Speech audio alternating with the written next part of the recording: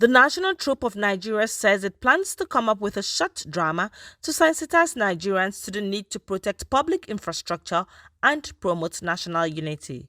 The artistic director and chief executive officer of the troupe, Mr. Ahmed Mohammed, made this known in an interview with the news agency of Nigeria, NAN, in Abuja.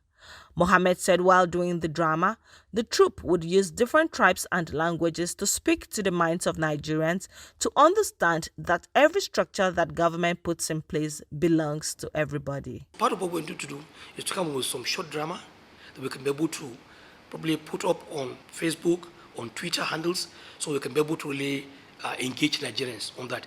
And when we're doing the drama, we'll look at also part of our cultural practices. We'll look at the different tribes, the different languages that we speak in Nigeria, to speak to people in the context that they understand. So they can be able to really, we can really engage them in that direction. We truly have. Just a few days ago, just last 2 days, the Honorable Minister of Information and Culture was able to organize a town hall meeting that looked at vandalization of government infrastructures, which is our common pool. Part of what we intended to do, as the National Troupe, is one, to come up with some skits that can be able to speak to the minds of Nigerians to understand that every structure that government put in place belongs to everybody. So if it is part of your community, it should be part of your responsibility to really protect that structure. If you allow it to be vandalized, at the tail end, you as a community people will lose. People who are also visiting you to enjoy the services of those infrastructure will also lose. Nigeria is a country with over 1,000 tribes.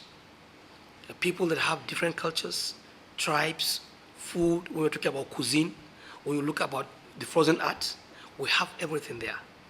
But people seem not to even appreciate what they have. It's only when you go outside of the country and you see people displaying Nigerian wares, you say, that's my country.